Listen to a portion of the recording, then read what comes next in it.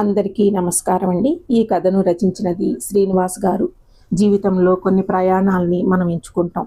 కోరికల కోసం, అవసరాల కోసం, వినోదం కోసం. కానీ కొన్ని ప్రయాణాలు ఉంటాయి, వాటిని మనం ఎంచుకోం. అవే మనల్ని ఎంచుకుంటాయి. అవి ఒక ప్రదేశానికి కాదు, మనలో దాగి ఉన్న ప్రశ్నల దగ్గరకు తీసుకువెళ్తాయి. కాశీకి నేను చేసిన ప్రయాణం అలాంటిదే. ఆ ప్రయాణానికి ముందు జీవితం, మరణం, దైవం గురించి నాకు కొన్ని స్థిరమైన అభిప్రాయాలు ఉండేవి. కానీ కాశీ నుండి తిరిగి వచ్చినప్పుడు వాటిలో ఒక నిశ్శబ్దమైన మార్పు చోటు చేసుకుంది. ఆ మార్పుకు కారణం గంగ కాదు, కాశీ కాదు, ఒక స్నేహితుడి దుఃఖం, ఒక తండ్రి జ్ఞాపకం, ఒక అపరిచితుడి జీవన దృష్టి. రాజేష్ నా చిన్ననాటి స్నేహితుడు. మేమిద్దరం ఒకే వీధిలో ఉండేవాళ్ళం.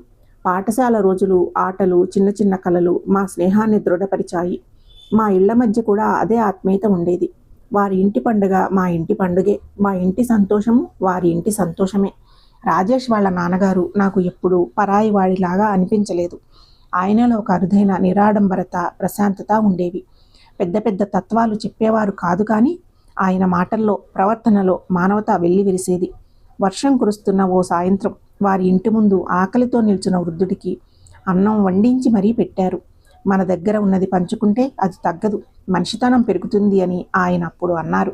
ఆ మాటలు అప్పట్లో సాధారణంగా అనిపించినా తర్వాత నా జీవితంలో అర్థవంతమైన జ్ఞాపకంగా మిగిలిపోయాయి. ఒకసారి నేను పరీక్షల్లో చాలా తక్కువ మార్కులు తెచ్చుకున్నాను. ఇంట్లో చెప్పడానికి భయపడి రాజేష్ వాళ్ళ ఇంటి ముందు ఒంటరిగా కూర్చున్నాను. అది గమనించిన ఆయన, ఏంటి యుద్ధం ఓడి వచ్చిన సైనికుడిలాగా కూర్చున్నావు అని నవ్వుతూ అడిగారు.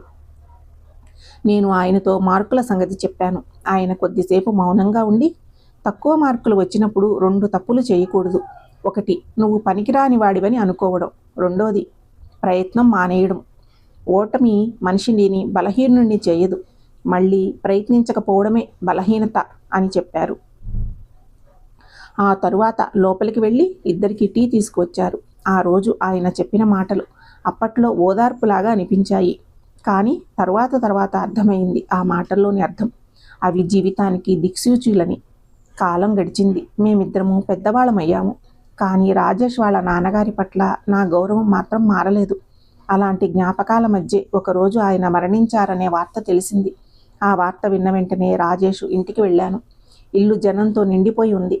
పరామర్శలు, ఓదార్పుల మధ్య రాజేష్ మాత్రం నాకు ఒంటరిగా కనిపించాడు. అతని ముఖంలో కన్నీటి కంటే ఎక్కువగా ఒక శూన్యం కనిపించింది నాకు. ఆ రాత్రి ఇంటి వరండాలో మేమిద్దరం చాలాసేపు కూర్చున్నాం. మాటలు తక్కువ, మౌనం ఎక్కువ.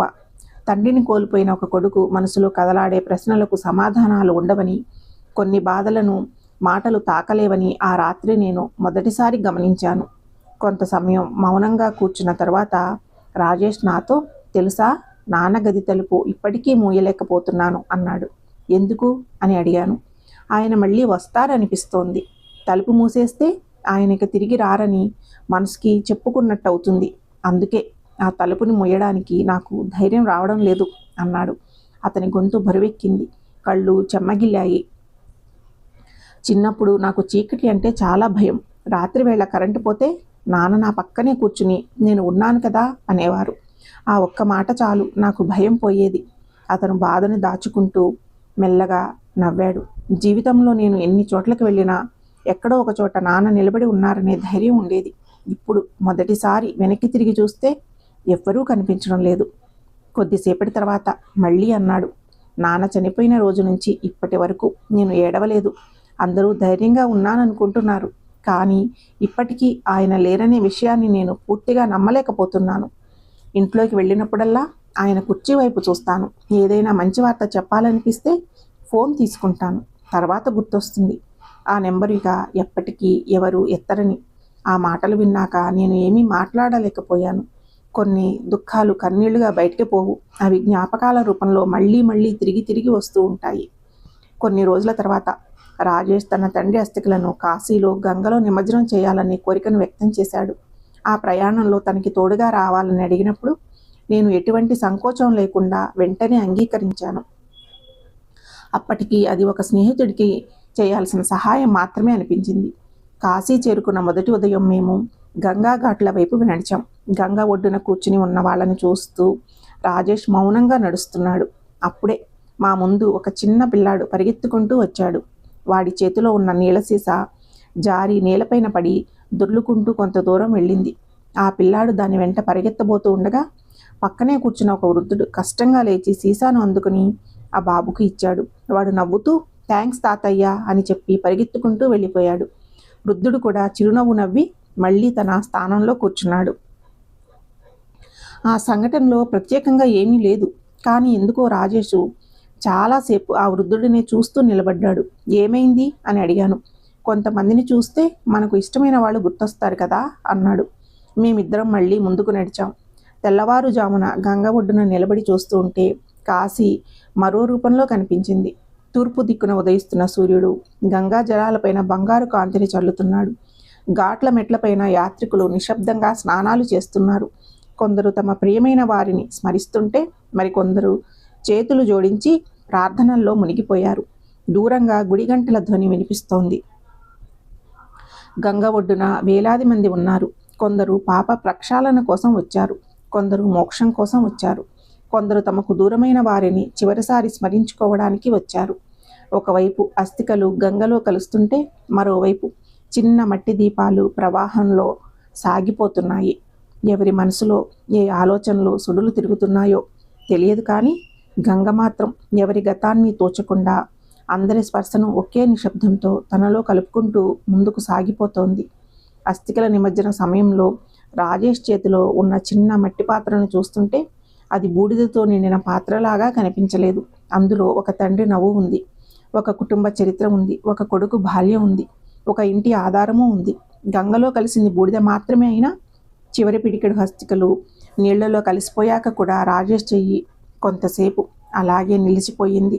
అతని తండ్రి లాంటి మంచి మనిషి, అలాగే మరెందరో అపరిచితులు కూడా చివరికి ఇదే ప్రవాహంలో కలిసిపోతున్నారు. అప్పుడు ఎందుకో నా మనసులో ఒక సందేహం మెదిలింది. మనుషుల జీవితాలు ఇంత భిన్నంగా ఉంటే వారి చివరి ప్రయాణం మాత్రం ఒకేలా ఉంటుందా? గంగ మాత్రం తన ప్రవాహాన్ని ఆపలేదు. నా ప్రశ్నకి సమాధానం చెప్పలేదు. ఆ సందేహం నాతోనే మిగిలిపోయింది. గంగలో అస్థికలను వదిలిన తర్వాత రాజేష్ చాలాసేపు నీళ్ల వైపు చూస్తూనే నిలబడ్డాడు. తర్వాత నా వైపు తిరిగి ఒకంత ఆవేశంగా, నిజం చెప్పు, మంచి మనిషిగా బతికితే ప్రయోజనం ఏమిటి అన్నాడు. నేను ఆశ్చర్యంగా అతని వైపు చూశాను. ఎందుకు అలా అంటున్నావు అని అడిగాను. జీవితమంతా ఇతరుల కోసం బతికారు నాన్న, ఎవరికీ చెడు చేయలేదు. ఇప్పుడు మిగిలింది ఈ బూడిద మాత్రమే. మరైతే మంచితనానికి అర్థం ఏమిటి? అతని ప్రశ్నలో కోపం లేదు, బాధ మాత్రమే ఉంది. ఆ బాధ వెనుక దాగి ఉన్న ప్రశ్న నాకు ఎదురైంది. ఒక జీవితకాలపు ప్రేమ, ఆశలు, అనుబంధాలు చివరికి కొన్ని పిడికళ్ల బూడిదగానే మిగిలిపోతాయా? ఆ క్షణంలో నా దగ్గర జవాబు లేదు. కొన్ని ప్రశ్నలకు మౌనమే సరైన సమాధానం. మణికర్ణికా ఘాట్ వైపు అడుగులు వేస్తుంటే గాలిలో కాలుతున్న కట్టెల వాసన సోకింది. పలుచని పొగ ఆకాశంలోకి ఎగిరిపోతూ కనిపించింది. అక్కడికి చేరుకున్న తరువాత ఒక విచిత్రమైన నిశ్శబ్దం మనసును చుట్టుముట్టింది. జనం మాట్లాడుతున్నారు, పురోహితులు మంత్రాలు చదువుతున్నారు, చితులు మండుతున్నాయి. ఒక చితి ఆరిపోకముందే మరొకటి వెలుగుతోంది. జనం వస్తున్నారు, వెళ్తున్నారు. అయినా ఆ శబ్దాలన్నింటి వెనుక ఒక లోతైన మౌనం దాగి ఉంది. జీవితము మరణము ఒకే చోట పక్కపక్కనే నిలబడి ఉన్నట్లుగా అనిపించింది. గంగ మాత్రం అదే నిశ్చలమైన ప్రవాహంతో ముందుకు సాగుతోంది. అక్కడ నిలబడి ఉన్న రాజేష్ ఒక్కసారిగా తన తండ్రి గురించి చెప్పడం ప్రారంభించాడు. తెలుసా, చిన్నప్పుడు నన్ను స్కూల్ నుంచి తీసుకువచ్చేటప్పుడు రోడ్డు పక్కన కూర్చున్న ఒక ముసలాయనకు నాన్న ప్రతిరోజు టీ కొనిచ్చేవారు అన్నాడు. ఎందుకు అని అడిగాను. నేను అదే అడిగాను నాన్నని. అప్పుడు నాన్న, ఆయనకు టీ అవసరం ఉండొచ్చు, నాకు అవకాశం ఉంది అంతే అన్నారు. రాజేష్ కాసేపు గంగ వైపు చూస్తూ నిలబడ్డాడు. నాన్న వెళ్ళిపోయాక ఆ మాటలు ఎందుకో మళ్ళీ మళ్ళీ గుర్తుకొస్తున్నాయి అన్నాడు. నేను ఏమీ మాట్లాడలేదు. రాజేష్ కూడా మరేమీ మాట్లాడలేదు. గంగ వైపే చూస్తూ నిలబడ్డాడు. మరుసటి రోజు మధ్యాహ్నం ఒక చిన్న హోటల్లో భోజనం చేయడానికి వెళ్ళాం. హోటలు బోర్డు పైన తెలుగు అక్షరాలు, తెలంగాణ రుచులు కనిపించగానే దూర ప్రాంతంలో కూడా ఒక ఆత్మీయత కలిగింది. మేము భోజనం ముగించబోతూ ఉండగా ఒక వృద్ధుడు హోటల్ తలుపు దగ్గరికి వచ్చాడు. అన్న, ఆకలిగా ఉంది, కానీ డబ్బులు లేవు అన్నాడు సంకోచంగా. హోటల్ యజమాని ఏమాత్రం ఆలోచించకుండా, ముందు కూర్చోండి, ఆకలికి డబ్బులతో సంబంధం లేదు అన్నాడు. కొద్దిసేపటికి వృద్ధుడి ముందు వేడి భోజనం పెట్టించాడు.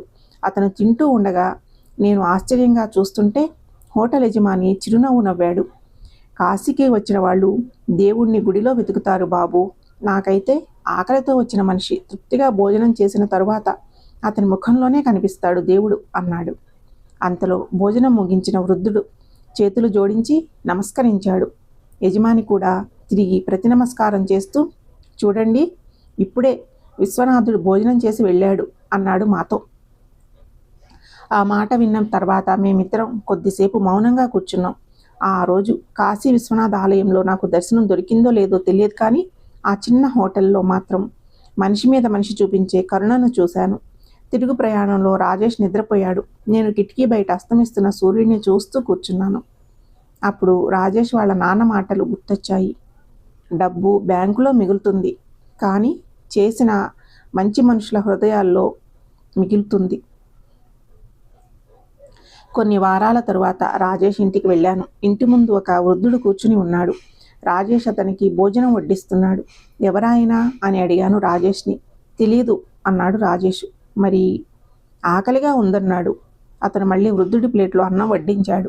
ఆ వృద్ధుడు భోజనం చేస్తున్నంతసేపు రాజేష్ మౌనంగా చూస్తూ ఉన్నాడు. ఆయన భోజనం ముగించి లేచిపోయిన తర్వాత రాజేష్ ఖాళీ ప్లేట్ను చేతిలో పట్టుకుని కొద్దిసేపు అలాగే నిలబడ్డాడు. ఏమైంది అని అడిగాను. అతను మెల్లగా నవ్వాడు. నేను చిన్నప్పుడు భోజనం చేయకుండా మారం చేస్తే నాన్న అన్నం ముద్దలు చేసి బతిమలాడుతూ కథలు చెబుతూ నా వెనక తిరిగేవారు. ఇప్పుడు ఎవరికైనా అన్నం పెడుతున్నప్పుడల్లా ఎందుకో నాకు నాన్న గుర్తొస్తారు అన్నాడు. అంతే. ఆ క్షణంలో అతను వడ్డిస్తున్నది అన్నం మాత్రమే కాదని నాకు అర్థమైంది. చిన్నప్పుడు తన చేత్తో అన్నం ముద్దలుగా పెట్టిన తండ్రి ప్రేమ ఇప్పుడు అతని చేతుల ద్వారా మరో ఆకలిగా ఉన్న మనిషి దగ్గరికి చేరుతోంది. కాశీ నుంచి తెచ్చుకున్న గంగాజలం అప్పటికే అయిపోయి ఉండొచ్చు, కానీ కాశీ నాకు నేర్పిన పాఠం మాత్రం ఆ ఇంటి ముందర ఇంకా జీవించి ఉంది. ఆ దృశ్యం చూసిన క్షణంలో నాకు రాజేష్ వాళ్ళ నాన్నగారు గుర్తుకొచ్చారు. ఎన్నో సంవత్సరాల క్రితం ఇదే విధంగా ఆకలితో ఉన్న ఒక వృద్ధుడికి ఆయన అన్నం పెట్టిన సాయంత్రం నా కళ్ళ ముందు మెదిలింది. రాజేష్ అది ప్రత్యేకంగా ఆలోచించి చేసిన పని కాకపోవచ్చు, కానీ ఆ క్షణంలో నాకు ఒక విషయం స్పష్టమైంది. మనిషి తన పిల్లలకు ఆస్తిని మాత్రమే వదిలిపెట్టడు, తన హృదయాన్ని కూడా వదిలిపెడతాడు. గంగ ఒడ్డున రాజేష్ అడిగిన ప్రశ్నకు సమాధానం నాకు ఇప్పుడు దొరికింది. మంచి మనిషి వదిలి వెళ్ళేది కేవలం బూడిదని కాదు, తన మంచితనాన్ని ముందుకు తీసుకువెళ్ళే మనుషుల్ని. గంగ తీసుకెళ్ళింది ఆయన అస్థికలను మాత్రమే, తీసుకువెళ్ళలేనిది ఆయన మంచితనం. అది ఇప్పుడు రాజేష్ చేతిలో అన్నమే మరో ఆకలి ఉన్న మనిషి దగ్గరికి చేరుతోంది. కొందరు మనుషులు గంగలో కలిసిపోరు. వారు తమను ప్రేమించిన వారి ప్రవర్తనలో, తమ వల్ల మారిన జీవితాల్లో గంగలాగా ప్రవహిస్తూనే ఉంటారు. గంగ తీసుకెళ్ళనిది అదే, ఆ మంచితనమే. ఈ కథ సమాప్తము. ఈ కథ మీకు నచ్చినట్లయితే ఛానల్ని సబ్స్క్రైబ్ చేసుకోండి. ఛానల్లోని మిగతా కథలను ఫాలో అవ్వండి. మీ స్నేహితులకి, బంధువులకి షేర్ చేయండి, లైక్ చేయండి. ఈ కథ గురించి మీ అభిప్రాయాన్ని కామెంట్ రూపంలో తెలియచేయండి. Thank you.